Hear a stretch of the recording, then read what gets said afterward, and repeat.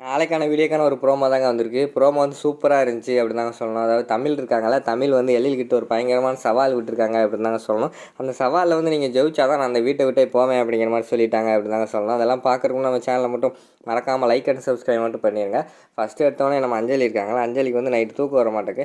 சரி நம்ம தமிழ் கூட போய் கொஞ்ச நேரம் விளையாடிக்கிட்டு இருப்போம் அப்படின்னு சொல்லிட்டு நம்ம தமிழோட ரூமில் வந்து நைட்டு 2 பேருமே கட்டிலில் படுத்து நல்லா சிரித்து பேசி ஜாலியாக வந்து விளையாடிக்கிட்டு இருக்கிற மாதிரி காட்டுறாங்க. மேலே இருந்து நம்ம எழில் வந்து இறங்கி வர மாதிரி காட்டுறாங்க. என்ன இந்த ரூமில் சத்தமாக கேட்குதுன்னு பார்த்தா நம்ம தமிழும் அஞ்சலியும் வந்து விளையாண்டுக்கிட்டு இருக்காங்கல்ல. அதை பார்த்தோன்னே அவருக்கு வந்து கோபம் ஆயிடுது. அஞ்சலி இங்கே வா அப்படிங்கிற மாதிரி கூப்பிட்றாங்க. சரின்னு சொல்லிட்டு வெளியில் வந்து 2 பேருமே வராங்க. அஞ்சலியும் வராங்க, தமிழும் வராங்க. வந்தவொடனே அஞ்சலி இங்கே என்ன பண்ணிக்கிட்டு இருக்க, கோ டு யுவர் ரூம் அப்படிங்கிற மாதிரி சொல்கிறாங்க. அப்பா எனக்கு தூக்கம் வரலப்பா, அதான்ப்பா இங்கே வந்து தமிழுக்குள்ளே விளையாடிக்கிட்டு இருக்கேன் அப்படிங்கிற மாதிரி வந்து அஞ்சலி சொல்கிறாங்க. அதெல்லாம் எனக்கு தெரியாது, நைட் நேரத்தில் கரெக்டான டயத்துக்கு நீ தூங்கணும்னு நான் சொல்லியிருக்கேன்ல, கோ டு யுவர் ரூம் போ அப்படிங்கிற மாதிரி சொல்கிறாங்க. உடனே நம்ம தமிழ் வந்து பேச ஆரம்பிச்சிடுறாங்க. எதுக்கு சார் சின்ன பிள்ளைய மிரட்டுறீங்க, அவளுக்கு தூக்கம் வரலன்னு தானே சொல்லி வந்துக்கிட்டு இருக்கா, தூக்கம் வந்து அவளாக போய் தூங்க போகிறான், அவளையே மிரட்டிக்கிட்டு இருக்கீங்க அப்படிங்கிற மாதிரி சொல்கிறாங்க.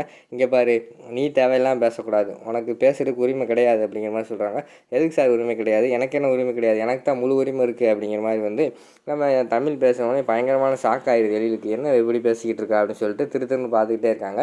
ஆமாம், அஞ்சலி வந்து ஹாஸ்பிட்டலில் முடியாமல் இருந்தால் நீங்கள் பெரிய டாக்டர் என்னென்னமோ சொல்கிறீங்க, உங்களால் காப்பாற்ற முடிஞ்சா சொல்லுங்கள் அப்படிங்கிற மாதிரி சொல்கிறாங்க. தலை குனிஞ்சு நிற்கிற மாதிரி காட்டுறாங்க நம்ம எழில்.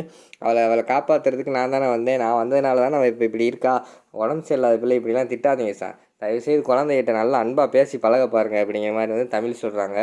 உடனே வந்து நம்ம எழில் வந்து சொல்கிறாங்க, யார் என் குழந்தைகிட்ட எனக்கு பழக தெரியலன்னு சொல்கிறியா அப்படிங்கிற மாதிரி சொல்கிறாங்க. ஆமாம் சார், நீங்கள் அவங்ககிட்ட பழகுங்க, குழந்தை என்றைக்கு உங்கள்கிட்ட அதுவாக வந்து அப்பான்னு ஓடி வருதோ அதுக்கடுத்தா சார் நான் அந்த வீட்டை விட்டு போவேன், அது வரைக்கும் இந்த வீட்டிலே தான் சார் இருப்பேன் அப்படிங்கிற மாதிரி தமிழ் சொல்லிடுறாங்க. பாரு, இன்னும் ஒரே ஒரு வாரத்தில் வந்து எல்லா குழந்தைகளும் என்கிட்ட ஓடி வரல இல்லைன்னு பாரு அப்படிங்கிற மாதிரி சபதம் விடுறாங்க நம்ம எழில். அதோட பார்த்தீங்கன்னா அந்த ப்ரோமோ வந்து முடிச்சிடுறாங்க.